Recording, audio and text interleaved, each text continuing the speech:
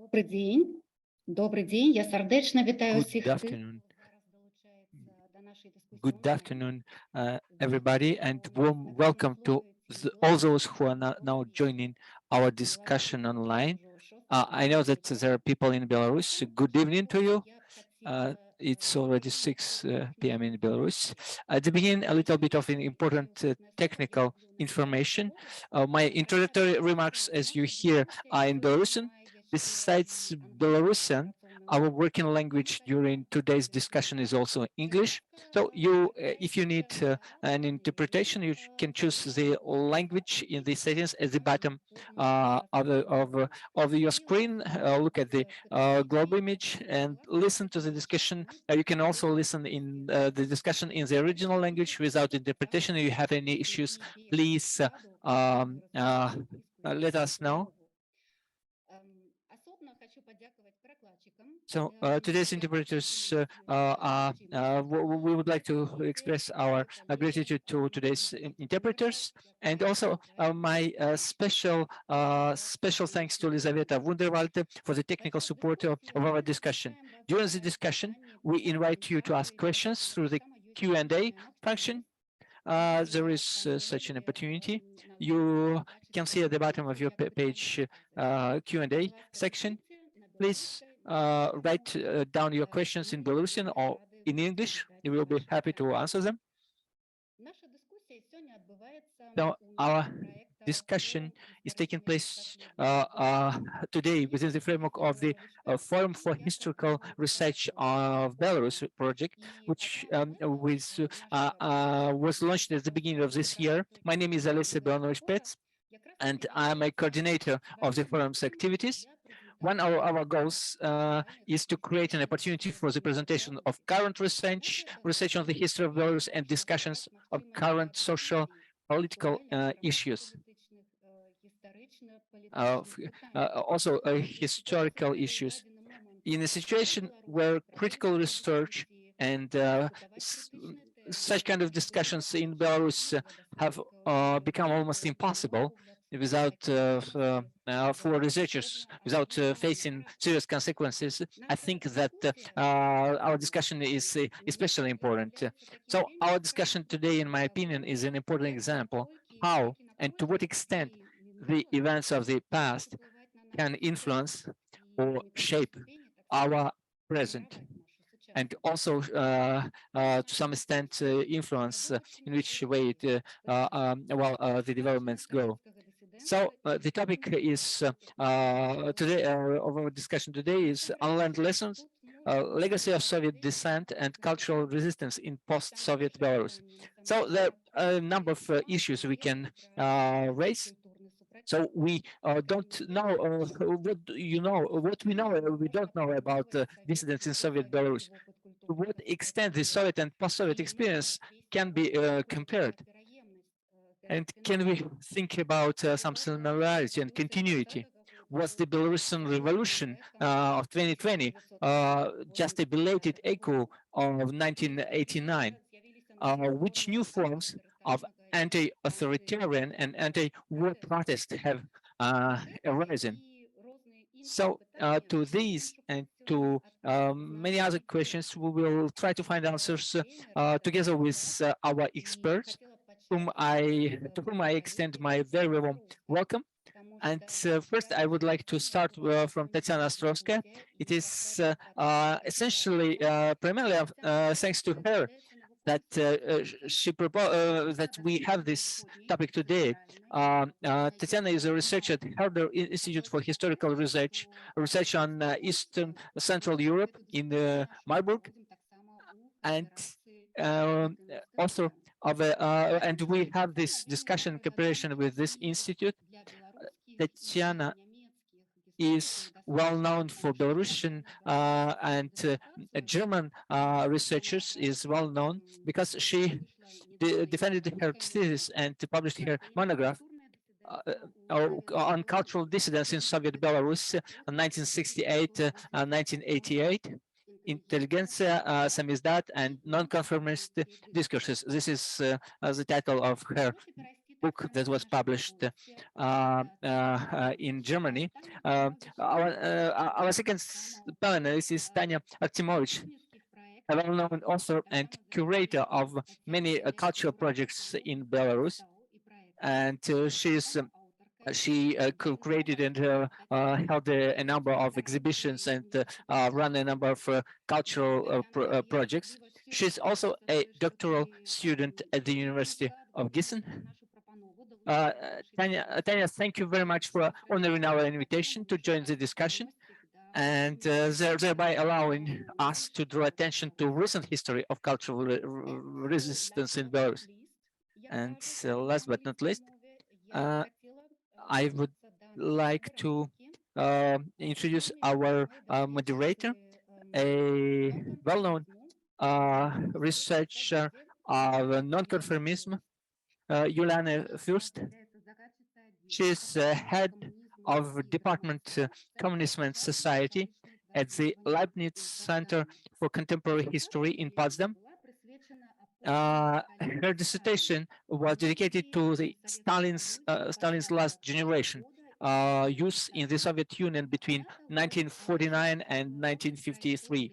In addition, Juliane's numerous studies reveal such an important interest topic as the hippie movement in the Soviet Union, among others.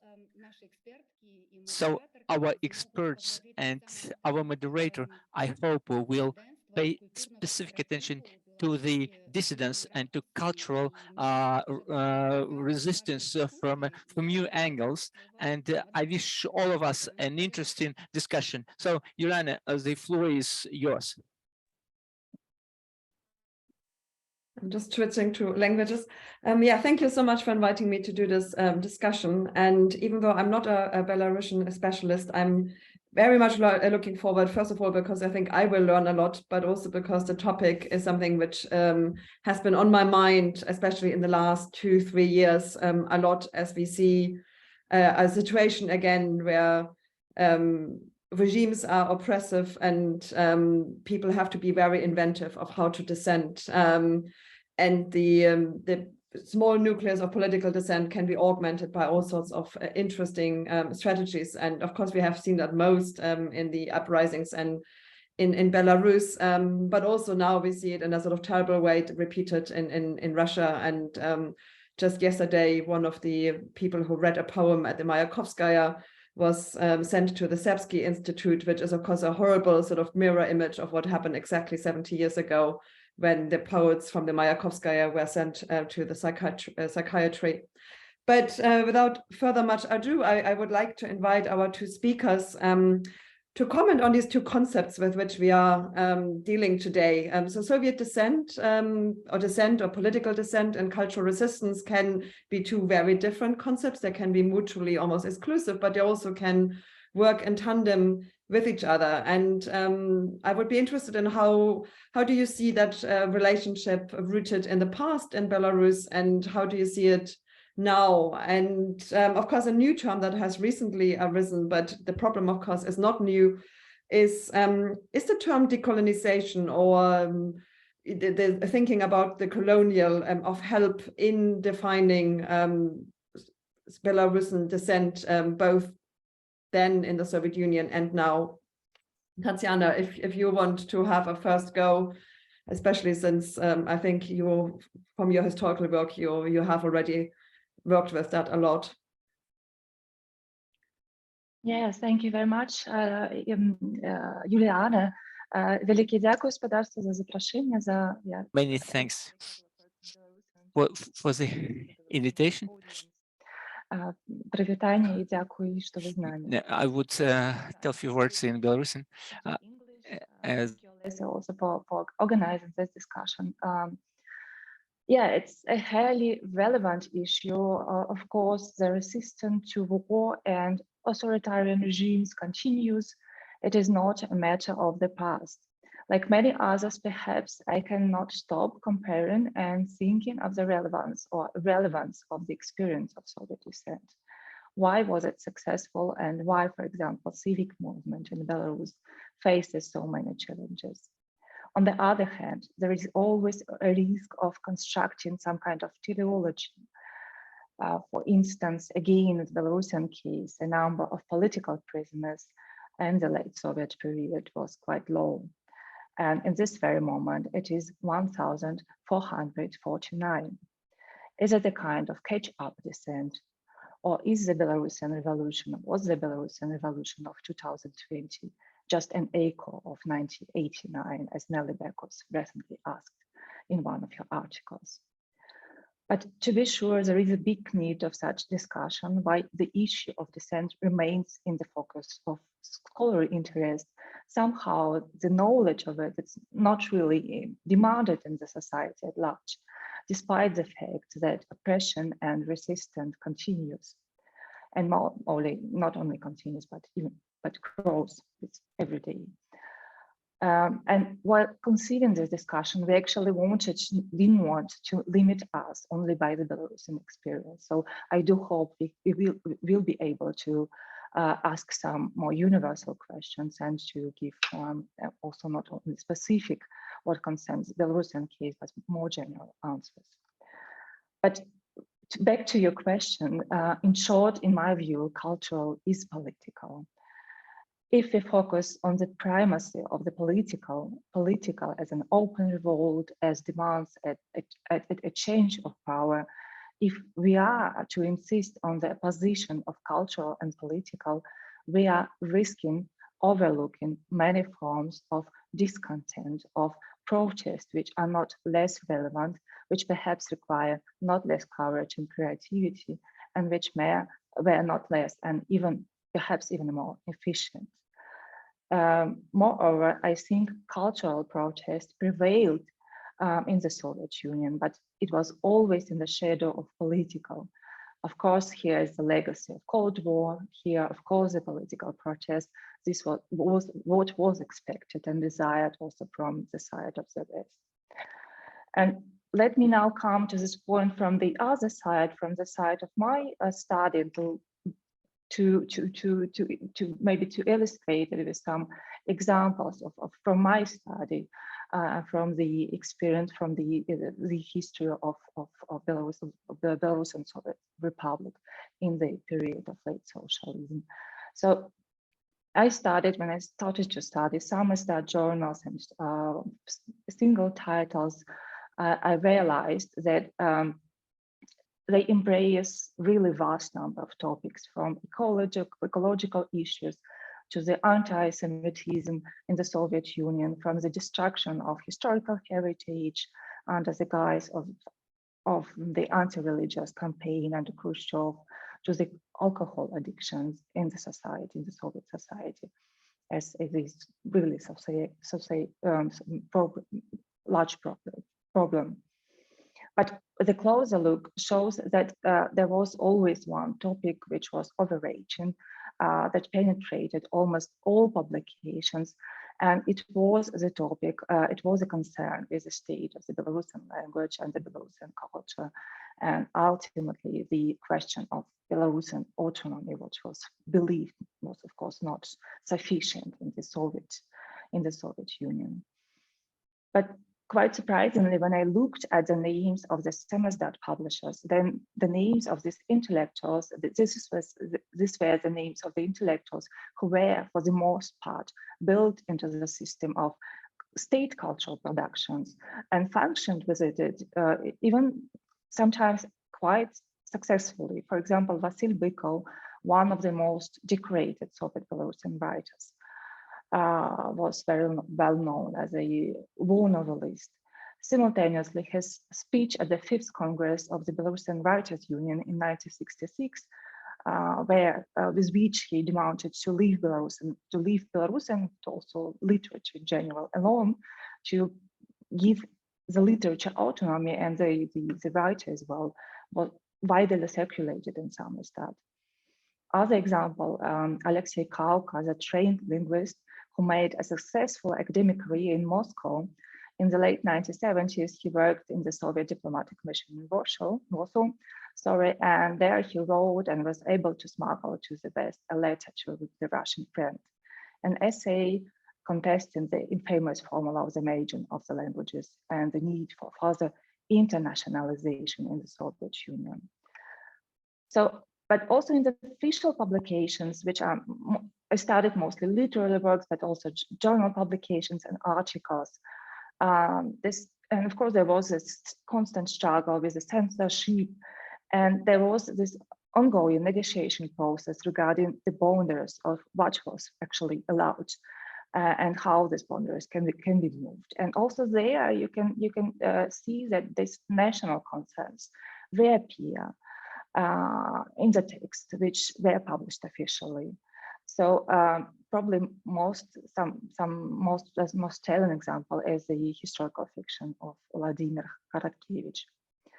But also, if you look at the position of intellectuals, there are then when you look at their lives and career developments, you will find all kinds of combinations, all possible positions between an open revolt and between political protest and between cultural protest.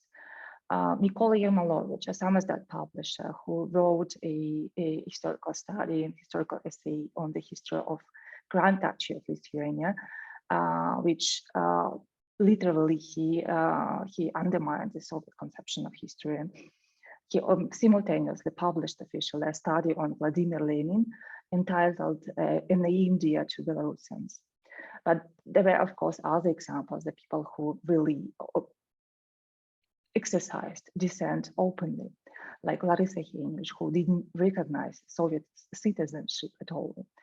And there were also some kind of border examples, for example, of the poet of Maxim Tang, who was a chairman of the Belarusian Writers' Union, who was a bureaucrat and communist to the bone, and yet steadily supported many of his descendant colleagues, including the named Larissa English. So, as I saw it in Belarus and Soviet Socialist Republic, this resistance took the form of cultural dissent, where the questions of culture and our own alternative to the Soviet understanding of the national constituted the ground for discontent with the communist rule. But if we look deeper, we see that these national issues were not merely the issues of the culture. These were absolutely political issues, because the very existence of the nation was bounded to this to its cultural distinctiveness, and was perceived as the only possibility to express the political view. So I think maybe it was switching perspectives and speak about cultural dissent as a really central experience of Soviet intelligentsia, at least, and not only Soviet, but also for the whole Eastern Bloc. And in this sense, this experience of peripheral nations, regarding, now coming to your question, the couple of last sentences, coming to your question of decolonization. So I think maybe the experience of these peripheral Soviet nations, and not only Soviet, experience of such kind of meandering between resistance and conformism, between political and cultural, perhaps it is even more applicable today than the experience of the small group of Russian dissidents, which was always in the center of Soviet dissident studies. Thank you very much. I'll pass the word to Tanya, who I know you have been working in theater and various, I think so you probably have a view on the sort of link, and especially also the entanglement, or maybe necessary entanglement, of the official and unofficial societies, which of course complicates the picture again between sort of, we have dissent and we have cultural nonconformism, we have cultural resistance, and then of course all everything is also somehow mingled up with the official. But the floor is yours. Великий дякую, Juliana, і великий дякую, Alesja. Thanks, Juliane and Alesja, for the invitation. Yes, I thought about putting emphasis on this space about which I will talk, because I have a kind of double experience. On the one hand, I have an experience of a participant of cultural resistance in the contemporary Belarus, but on the other hand, I work very much with historical materials, and I do my research. And this passage, or this transfer, but I cannot distinguish these two spheres of my identity. But this return to history of the Soviet period, it came out from the questions that were put forward in the contemporary context. So I will be talking from the angle of my environments, to where they are overlapping. On the other hand, I will talk also, but talk in a very delicate way, because unfortunately we are once again, I mean the Belarusian, the whole Belarusian environment, we find ourselves in a situation where we need to talk, to raise our voice, to talk, but we cannot not always put it in a sound very loudly, because I cannot bring, for example, some examples, because it is very dangerous to some extent, and it can be harmful to people, both who are in Belarus, but also to those who are, or their relatives who are abroad. So I will share my personal experience, and from the very beginning, a question and an answer to Tatsiana. There are different fields we can develop and also talk about, but I decided to touch upon the issue of the colonialism and decolonization, and I will part from it. And starting our discussion with the presentation, introduction made by Alesja, there was wording Soviet and post-Soviet, because for me it's difficult. When we talk about the Belarusian Soviet times, it's very important to make a distinction, because it turned out that when we draw attention to history, when we read literature on Soviet nonconformism, on dissidence, on resistance, mostly we will have research and literature, materials that are mainly concentrated on Moscow, St. Petersburg, and other Russian cities. So this narrative that has been created for many years, or even decades, it made more complicated the research study of other Soviet republics. Why? Because one of the reasons, because materials were more accessible, because there were more connections, links, where there were artists living in Russia.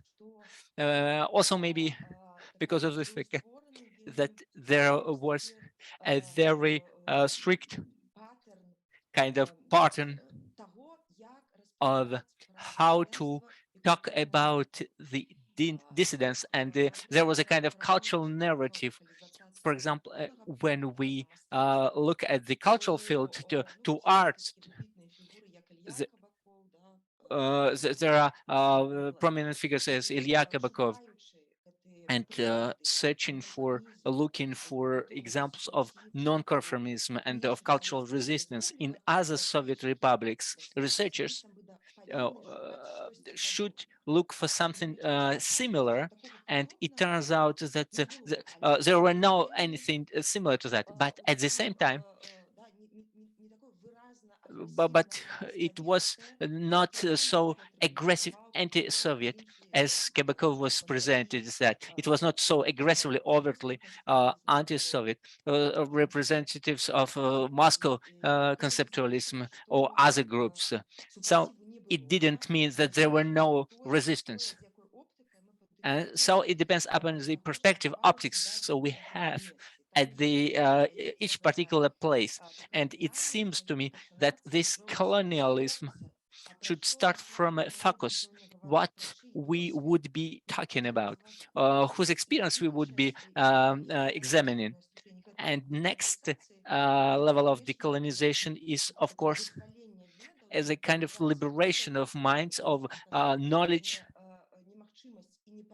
impossibility. It means impossibility of making comparative analysis, looking for something similar, but it is about readiness to open an alternative history, an alternative experience, which in the so-called Soviet republics in Lithuania, Ukraine, Belarus, they could be very different from what was happening in Soviet Russia. And the most prominent, brilliant example is a Lithuanian researcher, which was claimed as being a kind of modernist. Well, there was something. It was a kind of very calm kind of description as modernism, and there were also such circles in Belarus that didn't create a kind of anti-Soviet paintings, but at the same time they were painting the churches, Catholic churches, or manors, or palaces, and one would ask question, what anti-Soviet was in that? But knowing the situation, it was clear that protest from the painters was also important, and was very strong, especially today. It is as strong as those who go with slogans to the squares and protest. In Belarus, the Soviet authorities tried to destroy everything related to the national history, trying to kind of universalize a kind of Soviet person which would not need to have any nationality, national belongings. So Tatsiana talked about the national aspect and the importance of the language and the work with the national history. Even in such closed circles of people who worked on different issues in small groups, it was important. So with arts, there is another important aspect. Once again,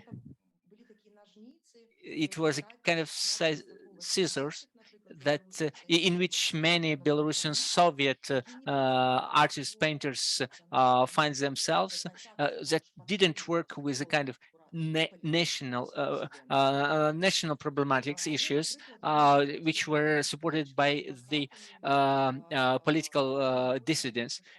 But for example, they were on the shore, on the bank of a river with paintings of Mark Chagall.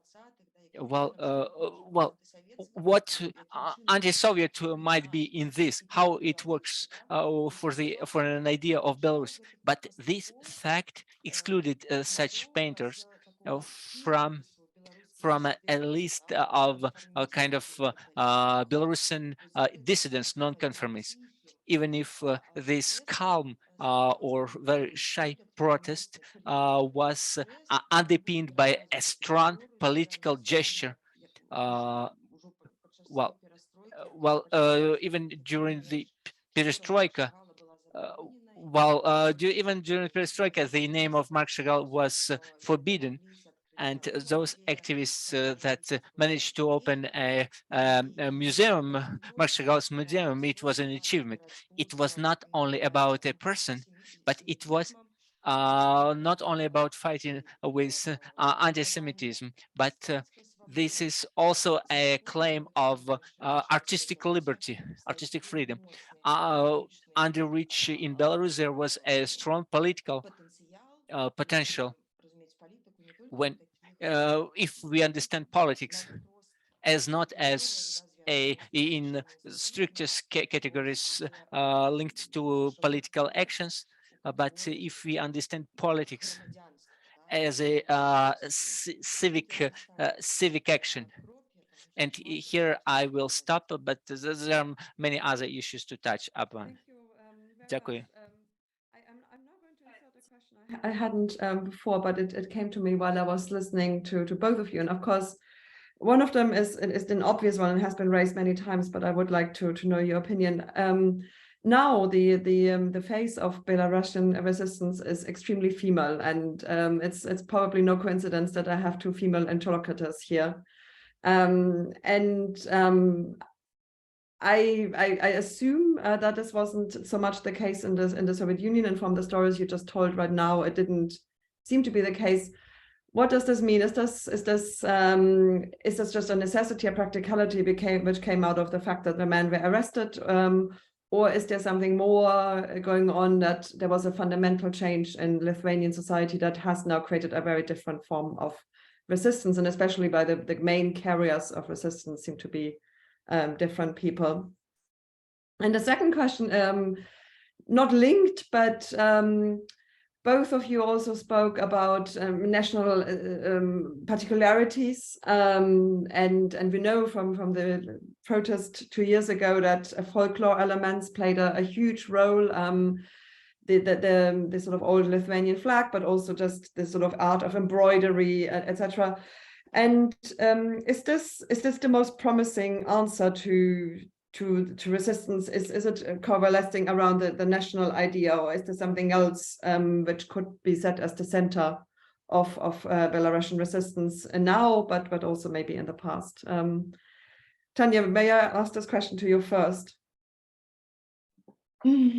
Так, я поспробую на конт Well, I will try about the female face. How I pursue this. I think that we need to look at this metaphor from a wider angle. A female face is not about women as female sex. Yes, women were very active, but I think that that women were leaders.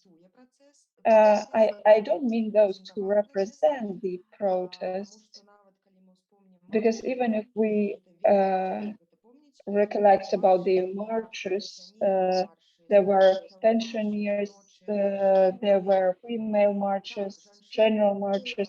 Yes, women were very active in protests, but the female face of the Belarusian Revolution of 2020 should be interpreted wider. I mean, we should take a look at the wider feminist agenda. It does not mean that all the power should belong to women. It means that we need to radically change the political system that is created by the patriarchal discourse. It does not mean that we don't need men in politics, but it means that we need a change, a radical change in the masculine political system, because the political system reproduces, is reproduced by females. I mean, the current one, the official one. And I can also say that even in the opposition structures, we can see the female face, but they reproduce a masculine discourse. So where is the revolution? Where is the alternative? That is the question. This is the most important point. I understand that partially it could be a marketing feature to make this revolution visible, to show it. We needed an image, and what Olga Shparaga did with her book, and many other persons, artists, with their images. I think this was a strategy to promote this, the strategy to make it visible. And as for the folklore element, well, I'm not that much ready to phrase it in particular detail. I mean, what is the other idea of non-national structure on the one hand, but on the other hand, I am the first person who would say that the Belarusian language, the Belarusian culture is very important. But nevertheless, saying about the folklore element, I recall the history that the history of 100 years ago, when Belarus did not exist. And in Vilnius or St. Petersburg, there were many communities of Belarusians who were singing Belarusian songs and dancing Belarusian dances. Vladimir Sokura, one of the anti-Soviet researchers who immigrated after the Second World War, he described what was happening in the 20s, 100 years ago. He said that Belarusians were showing to the West, to other countries that already existed. Belarusians showed that they do exist also. So having their own language, having their own folklore and culture were the tools to show that we exist, that we would like to have independence, that we would like to have autonomy.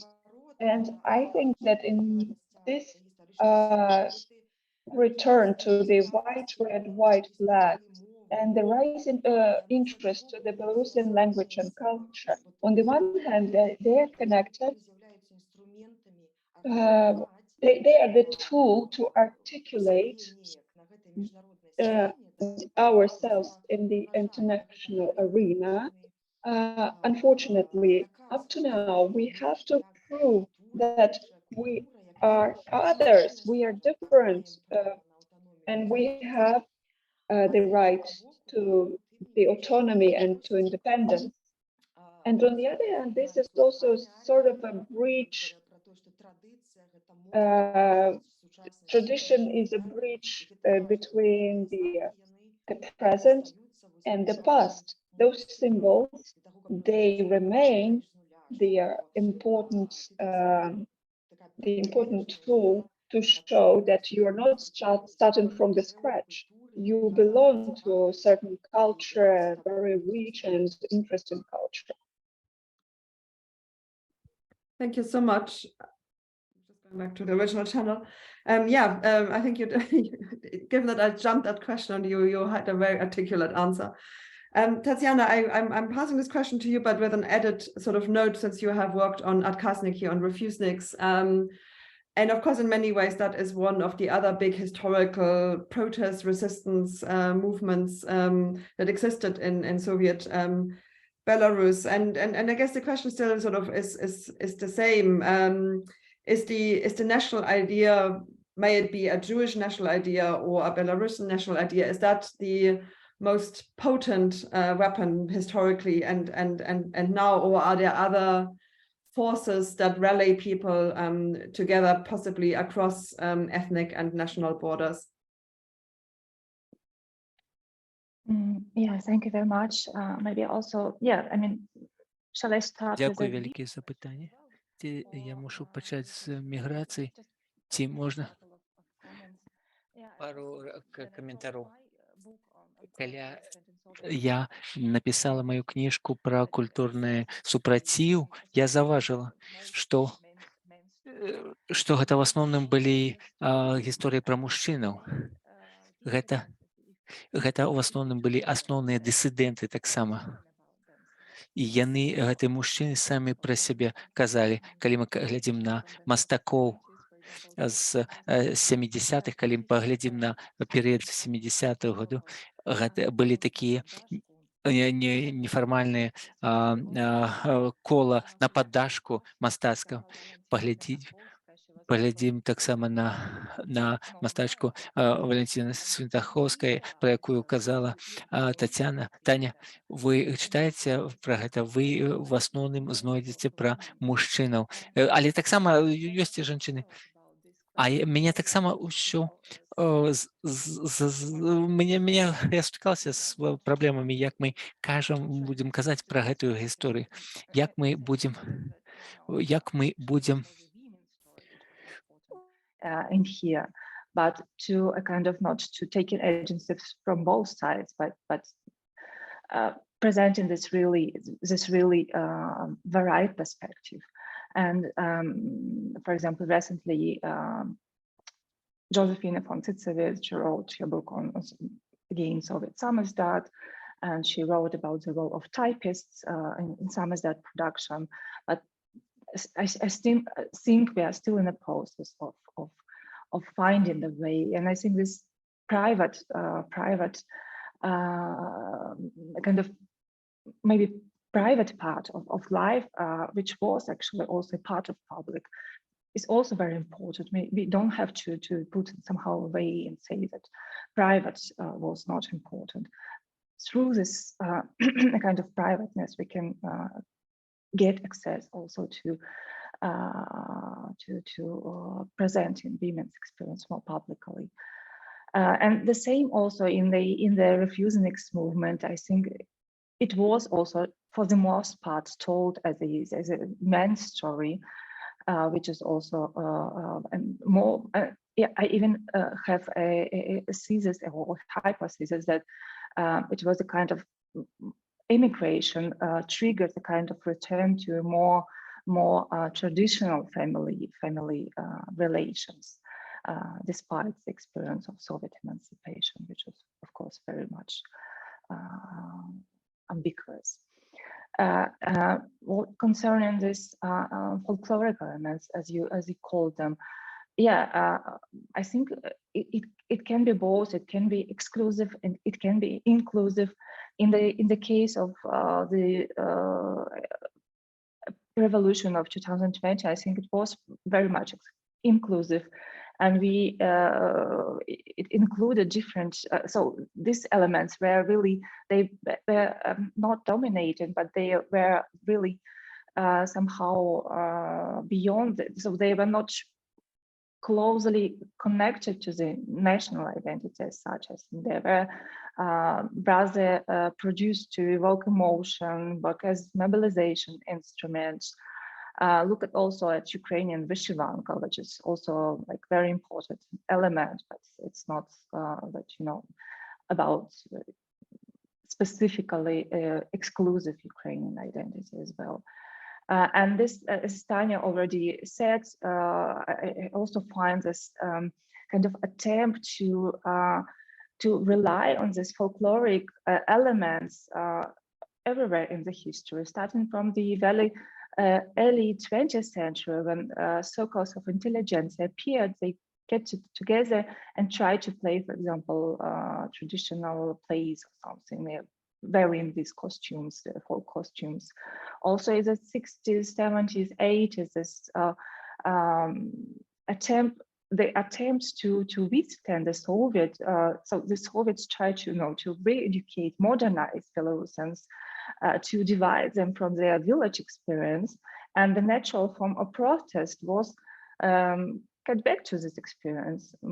Probably they didn't have much, you know, choice. This was a natural kind of protest reaction. Go back to this experience. Yeah, of course it was. I mean, also very emotional when you see that you came from the village, which is disappearing. These traditional songs, they are just not regarded, you know, as something valuable. You have very emotional connection to this experience, which comes from your childhood. But also it's a form of protest, and it's very much, we see it very much also in the 1980s. When on the one hand you have a highly modernized and urbanized society in Minsk, for example, and there comes also already a new generation of young people who didn't have connection to the village. But what they do, how do they protest and get together? And this is of course not only about Minsk, it was also in Lithuania, and elsewhere in the Soviet Union. They get together and they sing traditional folkloric songs. And actually, in this moment, we find much more women as in the previous decade, I would say. Yeah, so this was a kind of protest, and I think it was a strong emotion which produced. In the case of Jewish Refuseniks movement, I think was yeah. I mean, we find this really different levels of referring to the national Jewish. For some people, this was really important. For some people, they very possibility to immigrate was a trigger which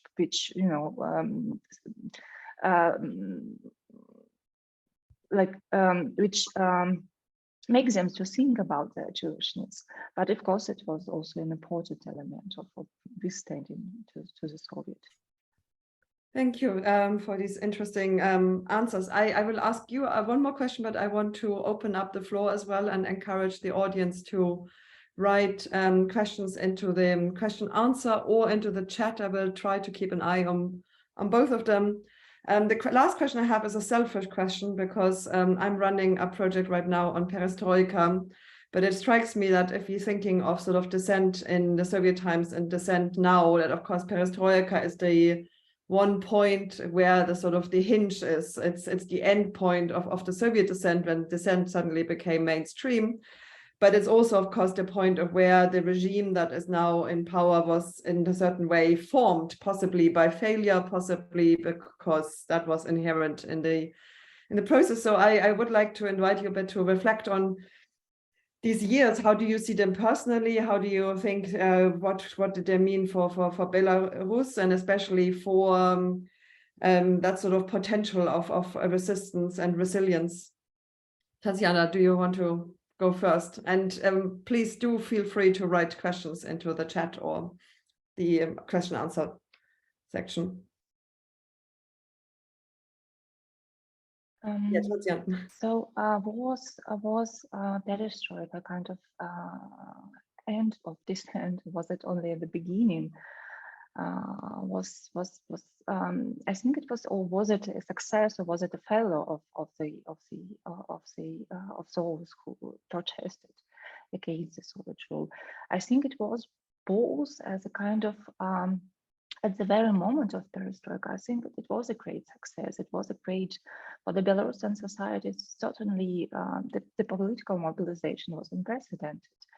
And in my opinion, it was also prepared by what these probably small groups of cultural dissidents who were not active politically because they knew what to expect, and they thought maybe we will sit here and we do what we can, not showing to very much to the outside world what we do, but our task is to preserve the Belarusian culture in the way, at least how we remember and have it, to preserve books and so on, to recollect to write down some recollections, and that all worked in the 1980s, and it became really a mass movement.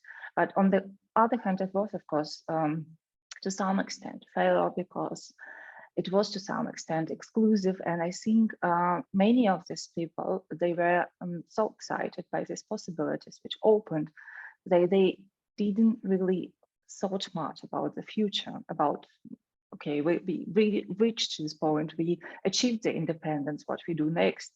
Of course, there were attempts, especially by the Belarusian People's Front, to create a political program, but I think this kind of a certain kind of exclusiveness was also in this program, and in this attempt to think further, and probably they were not consequent enough. But on the other hand, and in this regard, maybe this is again my hypothesis, as those intellectuals who were kind of in between official and unofficial, like Alesja, who was very known Soviet intellectuals, of course, with not totally like communist and so on, but he was very known and accepted in Soviet system of cultural production. So he was actually the one who was struggling for perestroika, and also he died in 1994 early, but he was struggling also after perestroika in the early 1990s for like the ideas of perestroika. He knew perfectly, he was a Belarusian intellectual, of course. Also, he worked in Moscow, and he knew perfectly that we need a democratic Russia in order to ensure the democratic future of Belarus.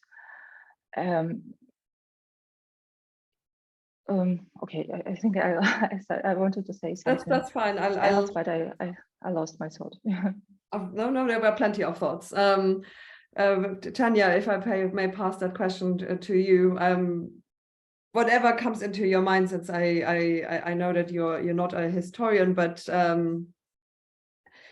obviously that time is now resonating. I think in all parts of the former Soviet Union, people have started to look back on these years, asking questions of success, failure, unfinished conversations, etc. So I'm just very curious. Так, тут, да, я думаю, что с перебудовой. Yes, I think that with perestroika, it seems that we should get back to these years and rethink, reassess, especially from the point of view of the events that we experience today. And from the Belarusian point of view, what happened during perestroika, the perestroika period. I worked with the period related to artist practices. I know how artists reacted to the perestroika, to which extent these fields of freedom, spaces for freedom were extended, and what was happening. At the same time, I worked with artistic journals, well, starting from perestroika, but also in independent Belarus times, while talking about the fact that what failed, and what we can now think about and analyze, not to repeat these mistakes. When as a matter of fact, people who worked in cultural and artistic organizations, while the state officials that were writing texts celebrating the Soviet regime, the socialism. So when the situation changed, they immediately started printing, publishing texts, writing not about the Soviet regime, but were writing about the national Belarus. It was really weird to read a text written by the same person within a very short lapse of time, and knowing that nothing happened. Well, formally something happened, but such strong reset of the system, there were none of it. The real perestroika did not take place. People kept their posts while they understood why really very quickly understood how to change their rhetorics, and they did the same in 1994 when while there was a kind of change of regime. Well, I think we should rethink it, not only in Belarus but also, well, if we want to see kind of revolutionary and kind of also perestroika changes to really happen. Thank you. Yeah, we now have two questions in the chat. Дякую велике. У нас є два питання у чаті. I have to switch the channel, otherwise I hear myself twice. The first one is by Sasha Ignatovic. He says, hello, thank you for this interesting and definitely timely discussion. My question would be, how do you work with the concepts of national identity and resistance based on national identity in Belarus versus nationalism? So that's going a bit back into some of the questions I have asked. Tatsiana, do you want to have a first go at that one? Well, I'm not sure that I'm fully understood this question, and it's of course a very broad theoretical question. But I think, yeah, well, it is of course national identity is of course, I mean, something which was constructed, and especially perhaps in Belarus, it is something which is always like, when you compare to other maybe more established communities, so to speak, more which existed more longer in the history. It is the peculiarity of it that it is always in the process of transformation. But on the other hand, I think it's also very important that this emotional component, this kind of, I wouldn't say I wouldn't go into this essentialism, but I think this emotional component, which really somehow there, and which this mobilizing effect of the national identity, it is still essential element for looking for the ways for the society, how to explain itself and how to organize itself. And I would say it's not only in Belarus, the same is going on even more stronger now in Ukraine.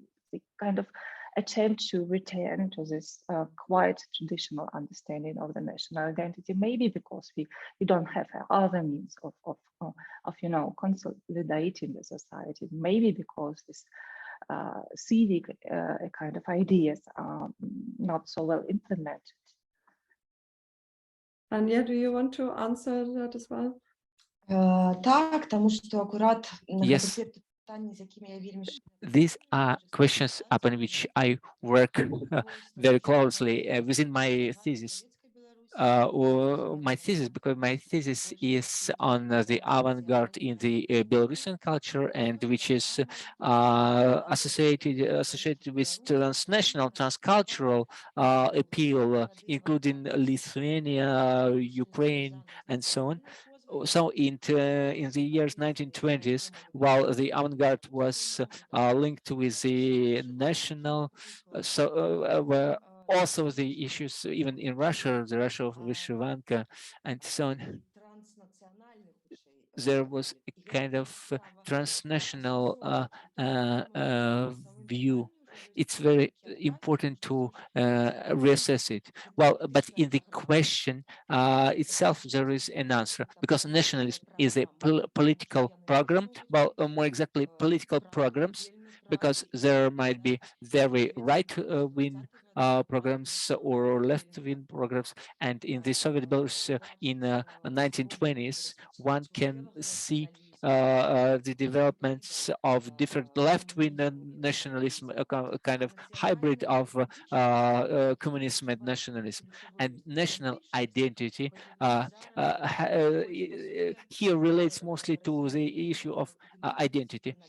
While here I would like to distinguish the concept of identity and belongingness, because while it is more larger belongingness, while it's larger because it is the combination of different identities, and each of us opts for the identity that is more important. But despite everything, while there are still attempts of kind of liberating this concept from this concept nation state, well, we should make it. I think that it's very important to keep to keep attention to this issue of national identity, because it is very important for many people. I participated in many discussions because there are people. I participated in discussions that people who protect the issues of LGBT persons and their rights, but they think they almost don't pay attention to the issues of the Belarusian language rights. So they don't consider these rights and important things are not important to the Belarusian issues. The answered section of the question and answer, and in that original I will read the translation, and I think it's more a question to Tatsiana. What role did the Belarusian diaspora and its work play for Belarusian Soviet dissidents and cultural resistance? Were there connections, interactions, or at least mutual interests? Так, велике дякую за питання. Конечно, цікавість. Yes, many thanks to your question. There was an interest And there was interest first from the immigrant circles, environments, and from diaspora. Well, they had an opportunity to read the Soviet press, so they could have an impression through the prism of the Soviet press, but they could read and see. The diaspora had a huge interest in the 50s, and this interest was also necessitated by the fact that there was still always a hope, maybe unsupported, that we would soon get back to Belarus, return to Belarus. But it's possible to find this this moment. We have this moment as well. I hope that this time we would not wait for long. There is a very strong emotional connection, especially among the first generation of the post-war immigrants.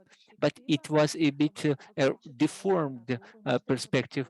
They were reading literature. They reprinted some new things. For example, Bykov was republished, published. At the same time, when we talk about samizdat, well, a few things reached the diaspora, and each time it was an event. Jan Zaprudnik, for example, he worked with Radio Liberty when he tried to analyze the samizdat and literature of the Soviet Belarus. Well, it was an interest. It was a kind of lyricism, but it was not complete.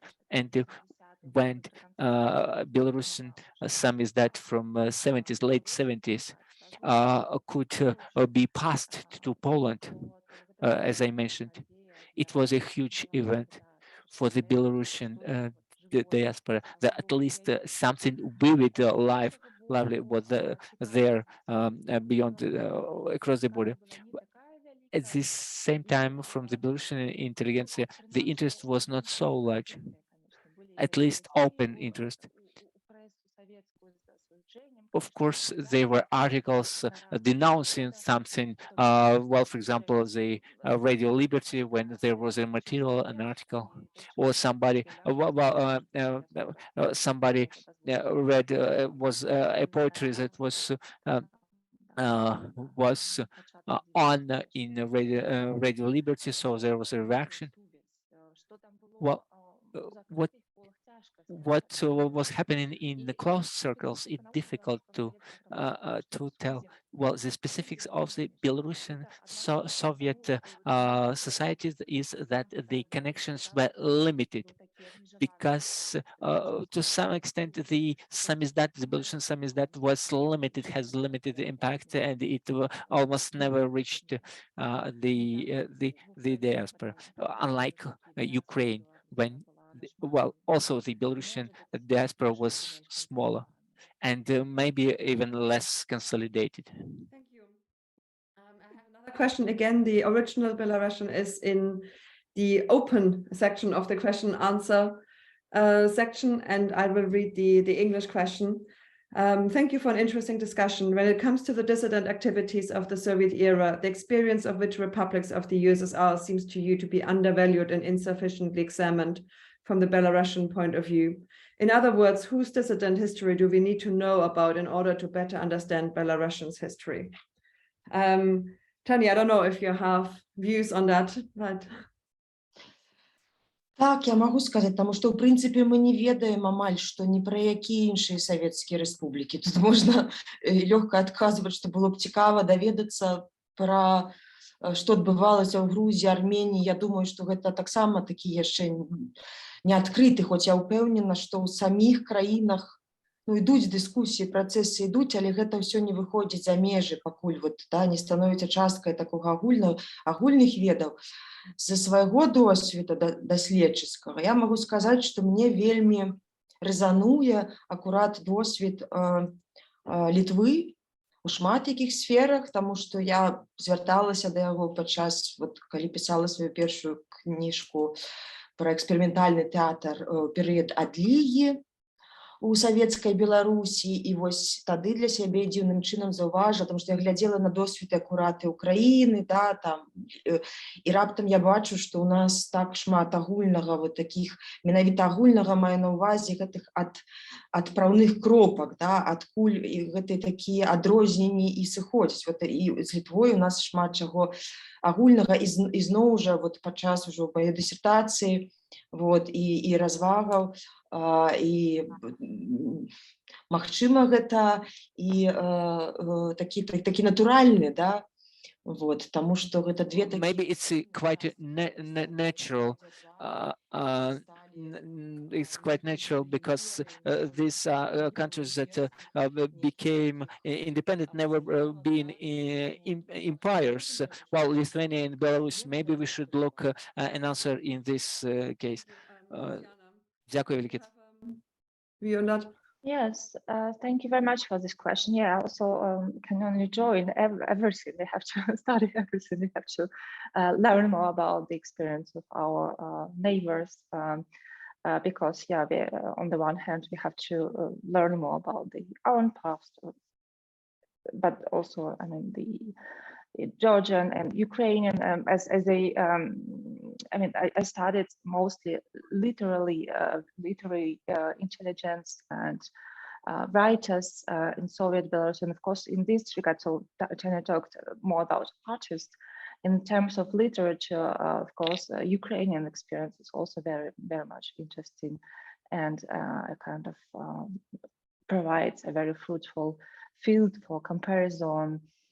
I think also, and in general, this situation, I don't know, as scholars of this Belarusian region, motivates somehow. I mean, if we find something good in this experience of war and oppression, then probably the motivation to know more about us and about our neighbors, and returning back to this question of decolonization. But also, I think the Polish experience is also very much interested in this experience of producing, of how successful was, for example, the production of Samizdat there. Of course, they had this very, very tight connection with the diaspora, but now it is possible, to have them. So maybe we have to learn closely also the Polish experience. Thank you. I actually, if I may, I have a small anecdote on that, because the people, I don't know, I mean, the people I worked on most for the last 10 years or more were hippies. And actually hippies did have connections all over the country. So it was one of the cases, it seems, where Belarusians were very well connected. A lot of Belarusian hippies went and traveled extensively all over the Soviet Union. But there was one particular story in 1970 or 71, I can't remember, where the hippies of Rodna made a very first demonstration, and they actually made two demonstrations. They made one first and got very badly roughed up and beaten, and then they made a demonstration where they were protesting the way they had been treated, and they were beaten up even more horribly and paraded in front of the television. And Rodna became the sort of no hippie place. It was very tightly policed then, but for many years, for about 10 years, there was a writing on a wall in Vilnius saying, "Long live the hippies of Rodna." So you can see how sometimes different protest movements can help each other, not to be forgotten. I can't see any more questions in the chat or in the question and answer session. So I have one last question, which actually is to Tanya in particular, but to both of you. And as I say, it's coming from a corner of, I'm not a Belarusian specialist, but as far as I understand, the figure of the partisan is a very important figure in both the official national mythology, but also in the underground. And I saw that one of the organizations Tanya has is called Partisanka. Am I right? And I was just wondering if you could elaborate a little bit on this figure of the partisan, which can be both. It can be the official defender of official values, or it can be the person who is subverting everything and agitating out of the hidden woods. it's a very striking figure. And I mean, does it still mean something to you personally, or how does this figure fit into the topic of Belarusian resistance? Tanya, since I asked you first. Так, да, ну, я не буду переказывать Yes, всю I would not repeat this whole mythology of partisans under Soviet times in the years 1990s. In the new Belarus, many philosophers and culturologists started to work with this mythology of partisans. It was a kind of shadow that covered all Soviet Belarusian history.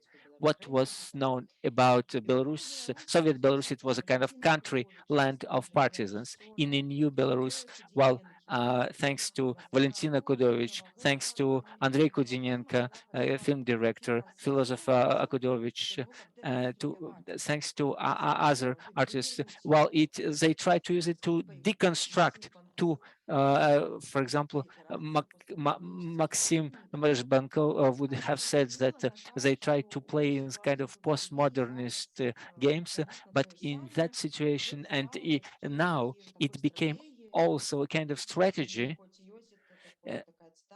But there is a quotation from Arthur Klinow, who says that partisan is playing hide and seek, and the most important is to survive. But this is the visible layer, as we as kind of partisan we mentioned that because and we sounded this, but this is kind of strategy. But what is underneath, we would not tell it publicly. But what I like in this concept, or in this, what I like, I see in this methodology. But it's not only a strategy, but this is a kind of cultural space. It's kind of inversion, because there is what is behind is a kind of, it's not only political program or artistic program, it's kind of deconstruction, deterritorization, in order to what I described at the beginning, to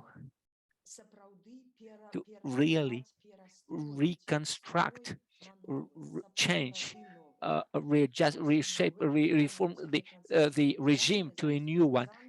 This concept of partisans and of partisan kind of warfare, partisanka, well, it is something that relates to today's Belarus, where any civic action is impossible, because at the same time it allows to see more complicated things, and something it is at the same time this complexity is not always reflected by some Belarusian political circles. Sorry, I'm always a little bit behind because I'm listening to the English. Tatsiana, yeah, do you have thoughts on partisans?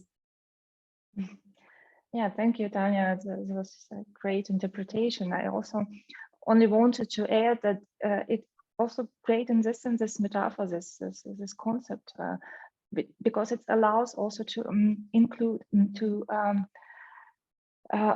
also Soviet experience of Belarusians, which was, to my point of view, appropriated by the regime of Lukashenko, but also to a very, I mean, but it was to a very, like reduced to a very narrow field of historical kind of events on the one hand, but on the other hand, it was somehow rejected to a great extent by the activists of the opposition in the 1990s as somehow, you know, a great time which is not interesting at all, which is better to live in somehow behind. And I think this is one of the ways to include.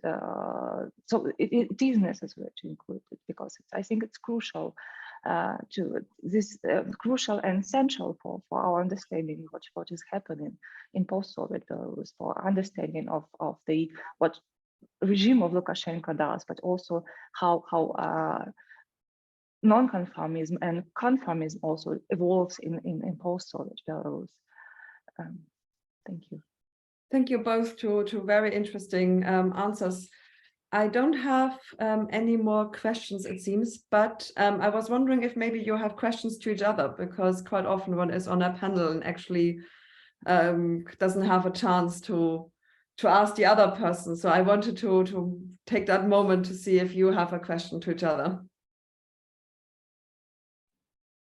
Это вельмі складана, тому що ми з Татьяною в щільному контакті. This is very difficult. We are in close contact and we discuss, we communicate on a regular basis. For a very interesting and very thorough conversation. And of course, maybe I do have a last question. I mean, what is to be done? What do you see now is the way forward, especially now with the war raging in another neighboring country? What do you think the Belarusian dissenters, non-conformists, what is the strategy that should be adopted now? I know that I read an essay of yours, Tanya, where you say I look over my garden, I basically make order in my garden first, and that has to be the first step. And I was wondering if is that still what you feel, that now after sort of the repressions, one has to sort oneself out in one's immediate environment in order to step further? Абсолютно, я буду оборонять эту идею. Absolutely, I would protect my idea that it is high time not to renounce to the ideas of any collective things or collective aspects, community aspects, but it's time of individual responsibility. It's not refusal of these collective common things, but it is very important. Personal responsibility is very important. The idea of a community is still used, actively used in kind of populist discourse, and they try to sell it to us, and the idea of community loses its potential. And those, we had this idea in the years 2000, and we had then the year 2020, and after 2020 we became to be part to feel that we are part of a more global discourse, to see it in this more difficult, more complicated consternation combination. Is for me, the issue of I and the personal responsibility has a potential, but we should not be saying that everything is lost, we failed, but we should have the door to the future. So I cannot stand only for the Belarusian, myself personally, for the Belarusian future only, but I would also fight for the better future of neighboring countries, but also of distant countries, because different vectors, it should be combined, and it's part of all these different vectors are part of our life. Thank you. Unfortunately, we seem to have lost Tatsiana in the meantime. So it remains my pleasure to thank the interpreters for excellent work. I sort of worry that maybe they have only translated for me.